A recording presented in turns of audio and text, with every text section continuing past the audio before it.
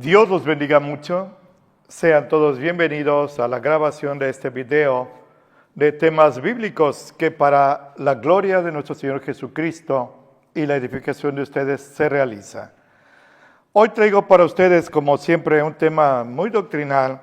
Realmente es una pregunta, yo creo que milenial, y ha despertado muchas controversias, discusiones y enemistades. Hoy quiero hablar con ustedes sencillamente, ¿cuál es la religión verdadera? Cuando digo, ¿cuál es la religión verdadera? No me refiero ni a la más rica, ni a la más numerosa, ni siquiera a la más antigua.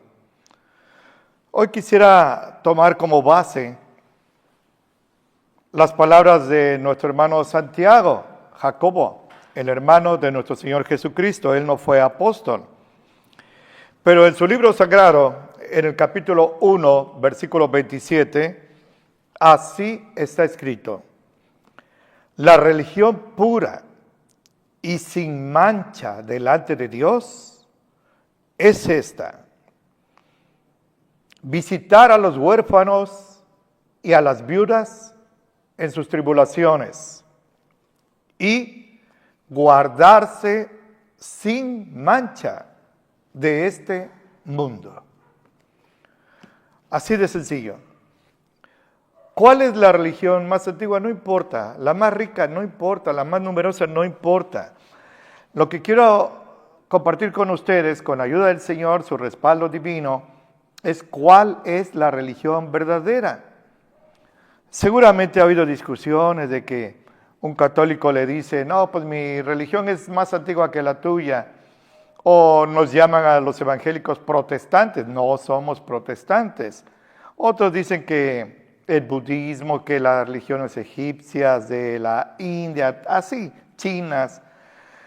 No tiene caso.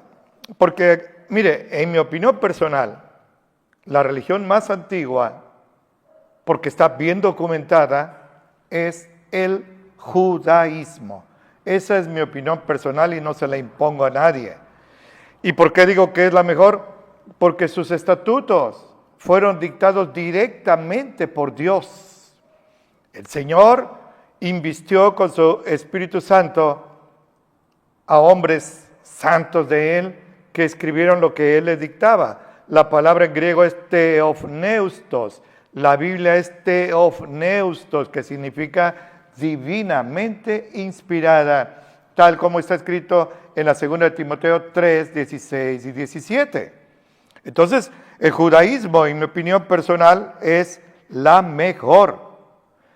Más, qué triste, siendo la mejor, no fue capaz, escúcheme bien, no fue capaz de meter a un solo hombre, a una sola mujer al cielo.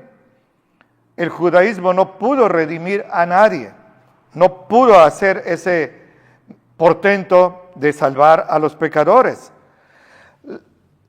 La salvación, usted lo debe saber bien, siempre ha sido por la fe, no por la religión.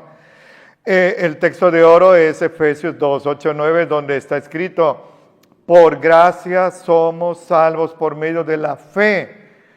Y esto no es de nosotros porque es un regalo de Dios, no por obras, para que nadie se gloríe.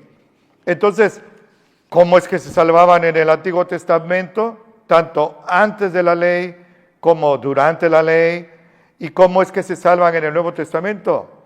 Por el mismo medio, la fe. ¿La fe en quién? En un Mesías, que desde Génesis 3:16 se profetizó, 3:15 se profetizó que vendría la simiente de la mujer, aplastaría la cabeza de Satanás.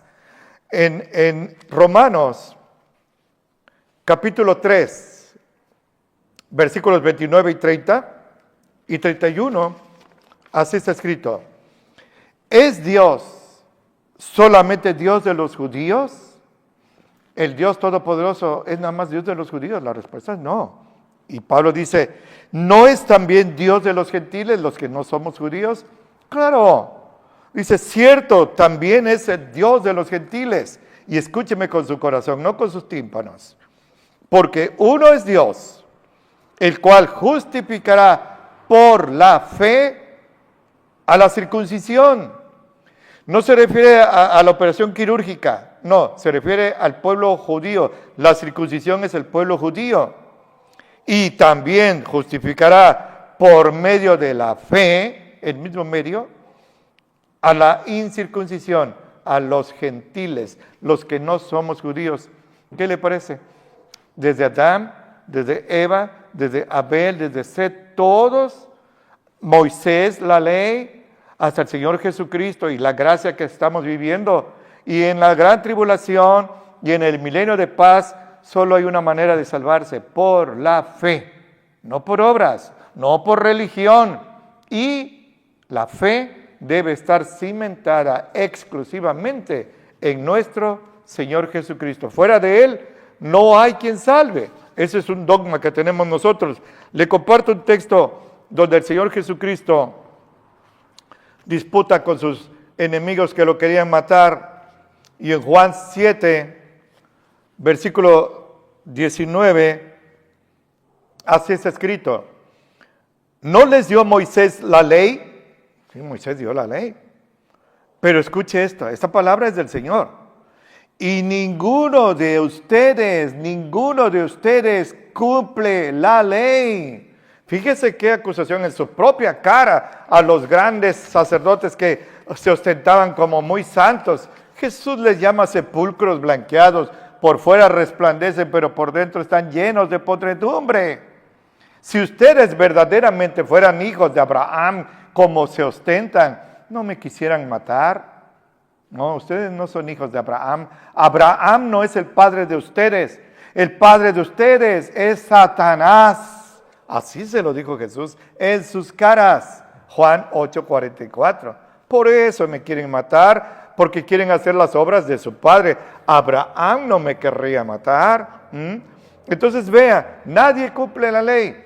Si el judaísmo, en mi opinión personal, es la mejor religión, pues es ineficaz para salvar. Y además nadie cumple la ley. Todos somos pecadores. Fíjense que en el siglo III surgió un hombre llamado, en Britania, un hombre llamado Pelagio. Él tenía unas doctrinas heréticas. Él decía que Adán, aunque no hubiera pecado, de todas maneras hubiera muerto. Y que no es cierto que Adán y Eva transmitieron su herencia de pecado pecaminosa a nosotros, los descendientes de ellos, sino que todos nacimos buenos y somos buenos y nos podemos salvar sin necesidad del Mesías. Esto es una herejía, se llama pelagianismo. Hay un concilio de Cartago en el 418, fue condenado por hereje él.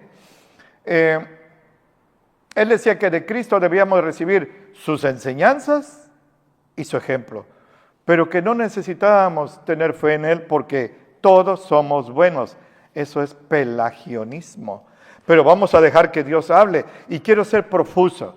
Y le pido a usted que no que sea paciente, no le estoy pidiendo un favor, sino que beba lo que le voy a leer, porque Dios habla muy claramente en esto. El Señor va a decir en Eclesiastés 7:20, yo estoy seguro en lo personal que Pelagio sabía esto, pero pues no sé qué pasó, nunca lo vamos a saber, ¿sí?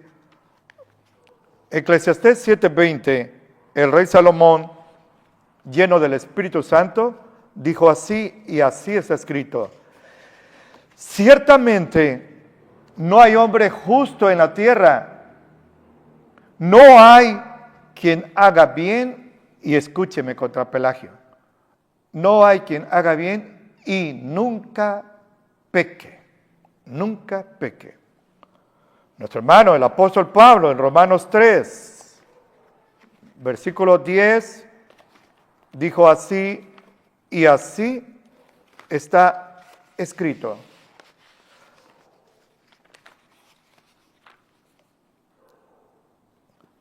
No hay justo ni aun uno. No hay quien entienda. No hay quien busque a Dios. Así de categórico.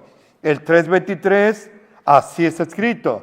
Por cuanto todos pecaron, están destituidos de la gloria de Dios. Todos, incluye a todos, desde Adán y Eva hasta el último ser humano que nazca en el milenio de paz. Mire usted, todos pecaron y están destituidos, expulsados de la gloria de Dios.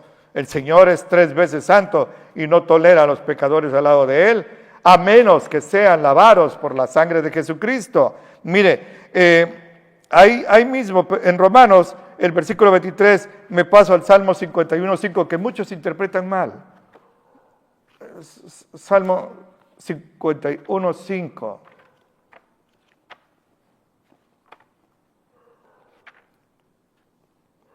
Qué bueno es leer la Biblia, tener la Biblia.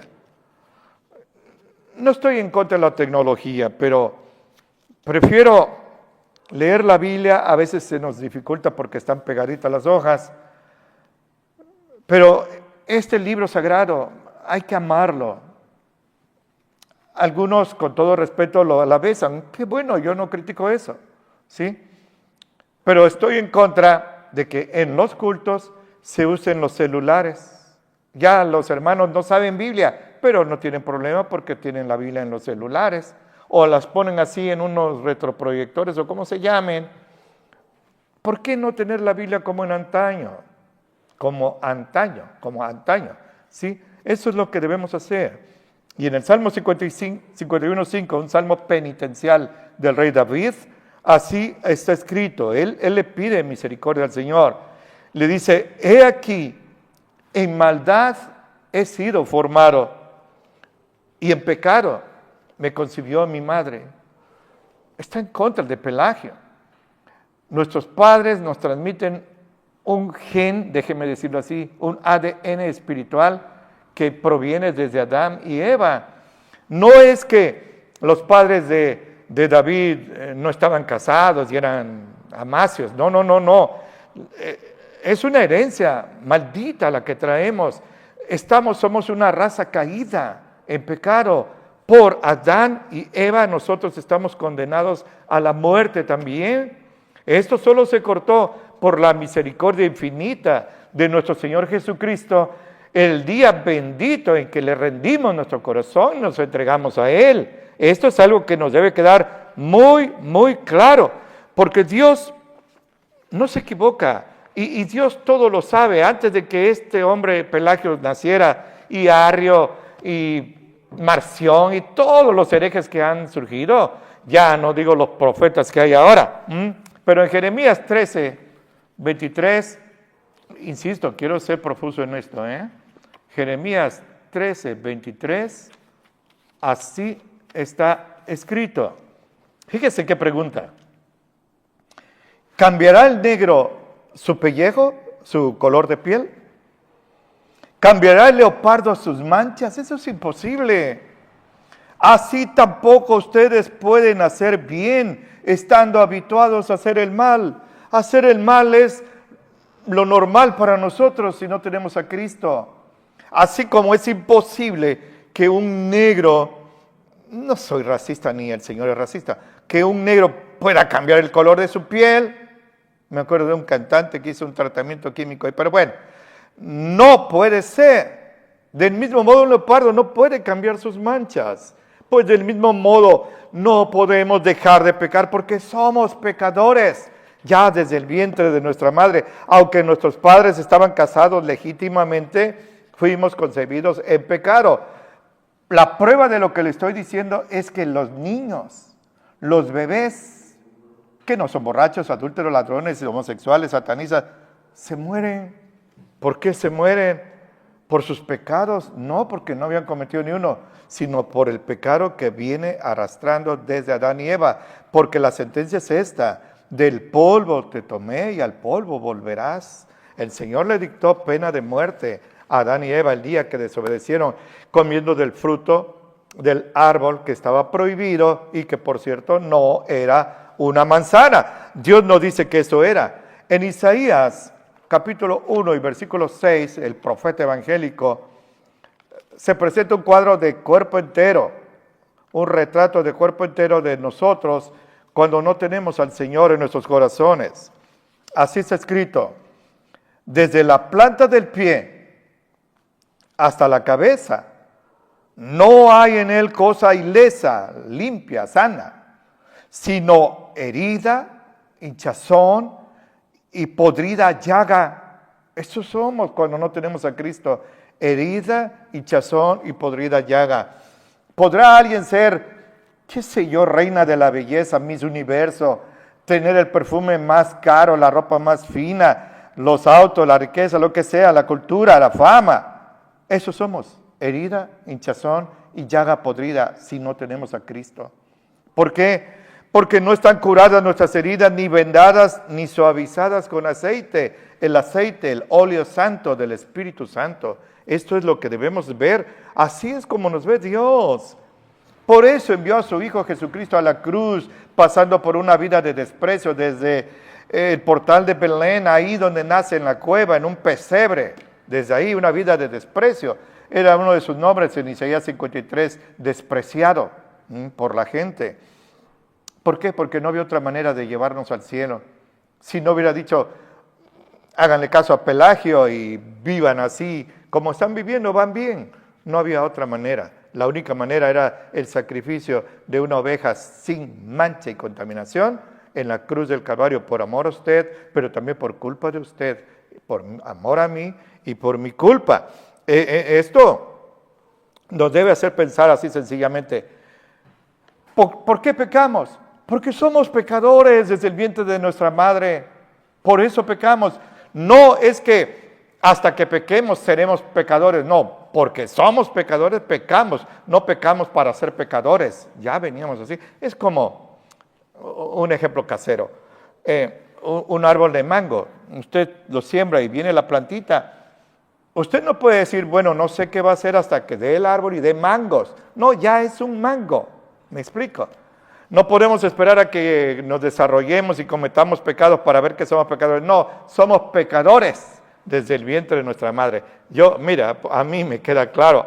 Si a mí me queda claro, yo creo que a usted mucho más fácilmente. Ahora, le digo algo más acerca de la religión verdadera. ¿Qué religión? Si hacemos un análisis sencillo, fíjese, dice aquí, la religión pura y sin mancha delante de Dios es esta. Fíjese, Santiago 1:27. Visitar a los huérfanos y a las viudas en sus tribulaciones. Relativamente, esto es fácil. Se conduele uno de un huérfano, de una viuda y los visita, los auxilia en la medida de sus posibilidades. Ahí está, eso podría hacerlo. Yo creo que un budista, un musulmán, un hindú lo hace. No, pero lo segundo, guardarse sin mancha de este mundo. ¿Qué religión le puede a usted guardar sin mancha de pecado? Piense, ¿qué religión? Guardarse sin mancha de pecado. Dios usó un hombre llamado Agustín de Hipona. Él fue el opositor de Pelagio y refutó sus doctrinas heréticas porque eran blasfemias. Entonces vea usted, cuando el Señor nos habla de esto, nos dice cosas que están reforzadas por la Biblia. Le comparto Juan 7, 14 al 17.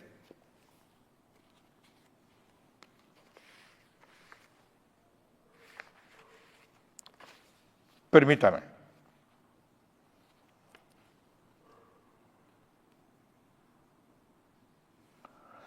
Así está escrito. Al medio de la fiesta, tabernáculos, subió Jesús al templo y enseñaba. Y se maravillaban los judíos diciendo, ¿cómo sabe estas letras no habiendo aprendido? Jesús no era un rabino de las escuelas de los fariseos y de los saduceos. Él tenía comunión directa con Dios. Le respondió Jesús y dijo, mi doctrina no es mía, sino que viene de Dios, aquel que me envió. El que quiera hacer su voluntad, no su voluntad, sino su voluntad, conocerá la doctrina que yo hablo, si viene de Dios o si yo hablo de mí mismo. Jesús no vino a traer otra religión, vino a predicar la palabra de Dios para que los hombres conociéramos a Jesús y tuviéramos salvación. Leía yo en un periódico que hay un censo, que en el mundo hay miles de religiones, 5,000, decía él, pero cada día están naciendo más. Tan solo en la India hay miles de dioses y miles de religiones. Esto es algo muy grave. Tenemos que ser muy cuidadosos con esto. Mire, en Romanos 7, aquí vamos a encontrar la clave del problema. Romanos 7, le comparto unos cuantos versículos. 14 al 17, así está escrito. Sabemos que la ley es espiritual, pero yo, dice Pablo, soy carnal. Estoy sujeto, estoy vendido a sujeción al pecado, estoy atrapado. Escúcheme, porque lo que hago no lo entiendo, ni lo que quiero hago, sino que lo que aborrezco, eso hago. Él era santo, pero era pecador. Y decía, las cosas buenas que quiero hacer no las hago, y las que detesto, esas son las que hago. Y mire que está hablando el apóstol Pablo. Y si lo que no quiero esto hago, compruebo que la ley es buena, de manera que ya no obro aquello, sino el pecado que mora en mí, en mí. Y yo sé que en mí, es decir, en mi carne, no mora el bien tan claro como la luz del mediodía. No mora el bien, porque tengo el querer, más efectuar el bien, no lo alcanzo, escúcheme, porque no hago el bien que quiero, sino el mal que no quiero, ese hago. Y si hago lo que no quiero, ya no lo obro yo, sino el mal, el pecado que mora en mí. Así que queriendo yo hacer el bien, hallo esta ley. El mal, óigalo Pelagio, el mal está en mí. Porque según el hombre interior me deleito en la ley de Dios, pero veo otra ley en mis miembros que se rebela contra la ley de mi espíritu y me lleva cautivo a la ley del pecado que está en mis miembros. Oiga esa expresión, miserable hombre de mí, miserable hombre de mí. ¿Quién me librará del cuerpo de esta muerte? Pero doy gracias a Dios por Jesucristo nuestro Señor. Así que yo mismo con la mente sirvo a la ley de Dios, pero con la carne a la ley del pecado. ¿Por qué? Porque el pecado está dentro de nosotros. Ahora, hermano, si llega usted a la conclusión correcta de que no hay religión que salve, entonces, ¿qué caso tiene ponernos a discutir? Y a veces hasta nos enemistamos.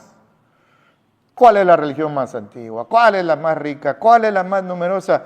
La cantidad, la riqueza no le importan a Dios, sino la obediencia a su palabra. Mire, me acuerdo ahorita de un texto muy doctrinal, muy conciso, pero muy doctrinal, permítame.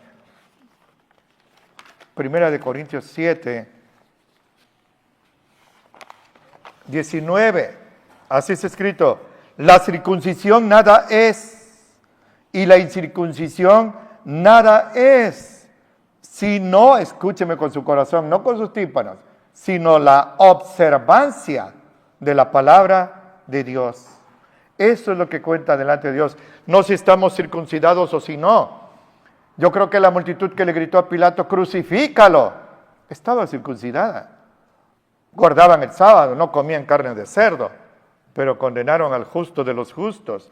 Entonces, teniendo en cuenta que no tiene caso estar discutiendo cuál es la religión verdadera, porque sabe que una de las primeras cosas que aprendí cuando me convertí hace 46 años es que el cristianismo no es religión, fíjese. Siempre, oye, ya cambiaste de religión, oye, ¿tú de qué religión eres? Así despectivamente, ya traicionaste a nuestra religión. El cristianismo no es una religión. Mire lo que dijo un ángel. Fíjense, los ángeles no son pecadores. Hace poco oí un comentarista de los grandes que decía que los ángeles también pecan. No. Pecaron en la rebelión en la cual la tercera parte de los ángeles siguieron a Satanás, pero eso es en el reino celestial. Ahí se fijó para siempre el número de ángeles santos y ángeles caídos, que son los demonios. La tercera parte hoy son demonios. Las dos partes permanecieron fieles al Señor. Pues un ángel dijo esas palabras que le voy a compartir en Hechos 5, 18 al 20. Ya se desataba la persecución judía, fíjese, contra los apóstoles. Hechos 5, 18 al 20, así está escrito. Y echaron mano a los apóstoles, los apresaron y los pusieron en la cárcel pública. Mas el ángel del Señor, abriendo de noche las puertas de la cárcel, aleluya, los sacó y les dijo, escúcheme con su corazón, no con sus tímpanos. Vayan y estando en el templo, hablen al pueblo todas las palabras de esta vida. Aleluya. No de esta nueva religión, de esta vida. El cristianismo no es una religión, es una forma de vida distinta, al grado de que si alguno está en Cristo, nueva criatura es. Las cosas viejas pasaron. He aquí todas son hechas nuevas, como está escrito en la 2 de Corintios 5:17. Palabras de nuestro hermano Pablo, aquel que decía, soy un hombre miserable, pero él se gozaba en que todo lo que tenía en cuanto a la salvación, se lo debía a Jesucristo, no a él mismo porque nació bueno. No hay nada bueno en nosotros si no tenemos a Cristo. En Hechos 13, el apóstol Pedro habla unas palabras que eran como martillo. Esas son las palabras del Señor. Dice el Señor en Jeremías, ¿no es mi palabra como un martillo que quebranta la piedra? Así es. En Hechos 13, 38 y 39, nuestro hermano el apóstol Pedro dijo así, que les sea pues notorio, varones hermanos judíos, que por nuestro Señor Jesucristo, les es anunciada remisión de pecados, perdón de pecados. Escúcheme con su corazón.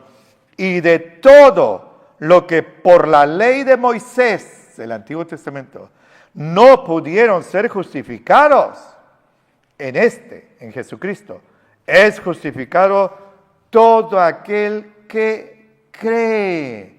No todo aquel que se circuncida, no todo aquel que cambia de religión, no todo aquel que actúa y guarda el sábado y se bautiza y da sus diezmos, no, todo aquel que cree verdaderamente en Él. El creer bíblico significa arrepentirse de los pecados y entregarse a Jesucristo como Salvador, recibirlo así. Entonces, repito, ¿qué caso tiene ponernos a discutir cuál es la religión más antigua, más rica, más con los templos más suntuosos? Ninguna salva, ni siquiera el judaísmo, como ya le demostré. Por eso, el texto dice, las palabras de Santiago, el hermano de Jesús, guardarse sin mancha de este mundo. ¿Qué religión puede hacerlo? Ninguna. Si usted espera en su religión, no lo conozca usted, no sé qué religión tiene usted o cuál va a aceptar mañana. No pierda el tiempo, va a estar dando vuelta.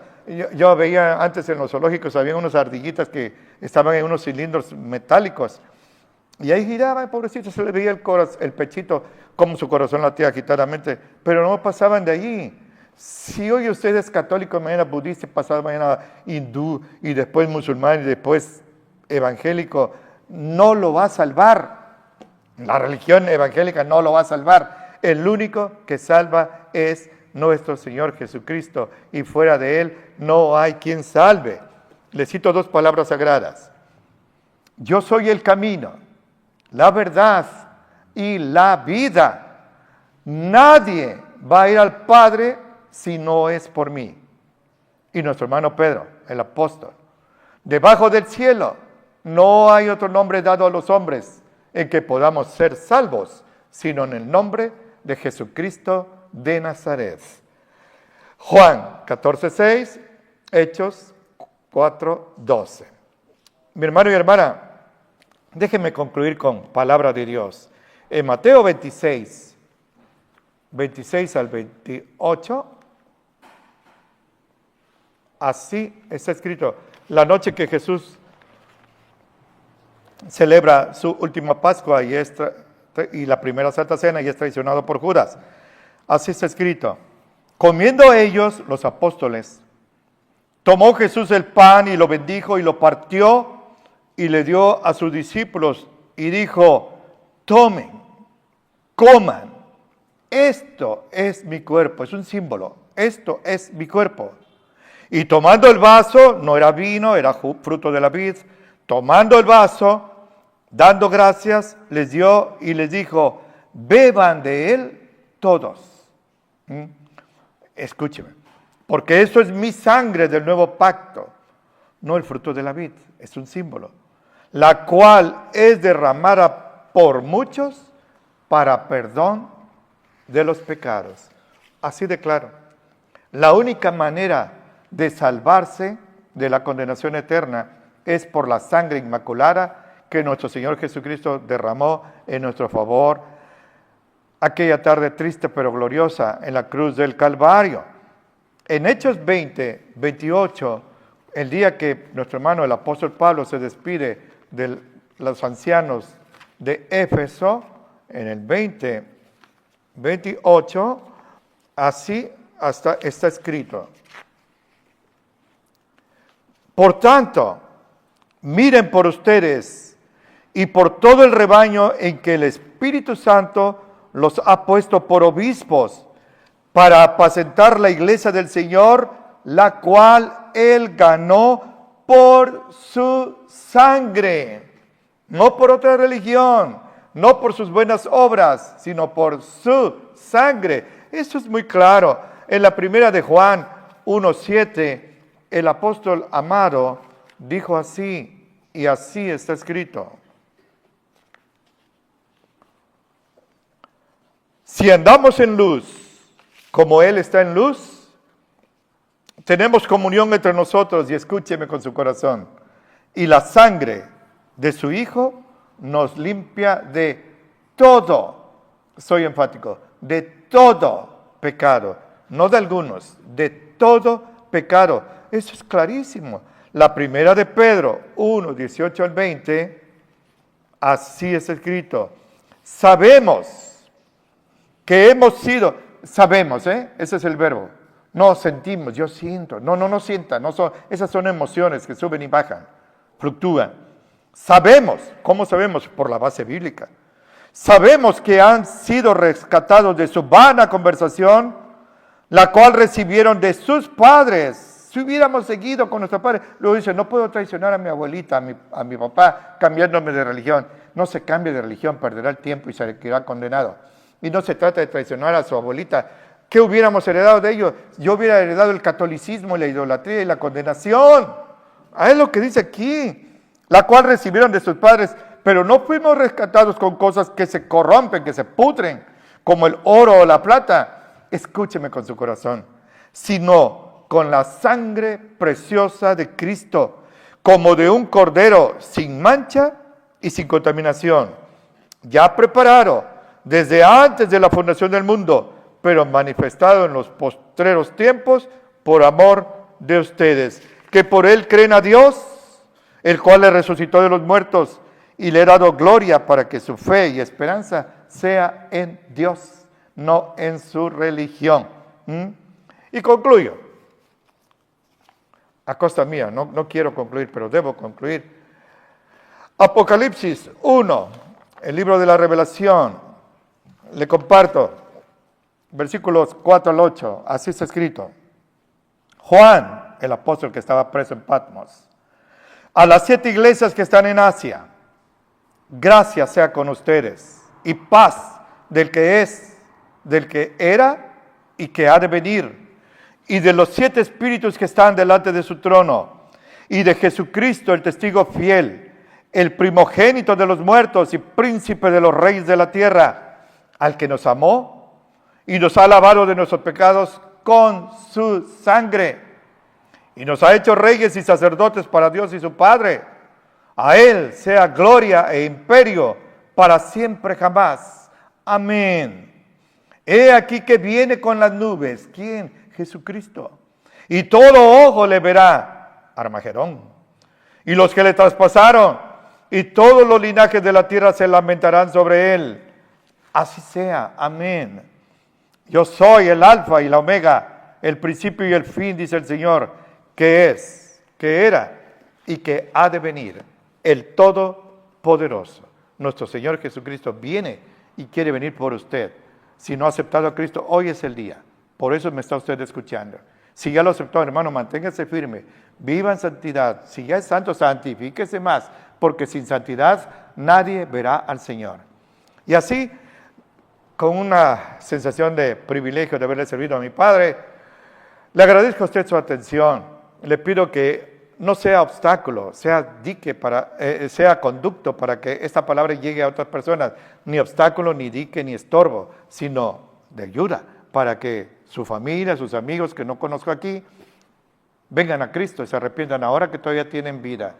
Y así también le ruego al Señor que lo bendiga mucho, manténgase acurrucadito al abrigo del Altísimo para que pueda morar bajo la sombra del Omnipotente. Lo veo a los ojos, le doy un abrazo fracturante, le estrecho fuertemente la mano y le ruego al Señor que atalaye entre usted y yo, ahora que nos vamos a separar. Y como siempre le imploro que lo bendiga mucho en Cristo Jesús.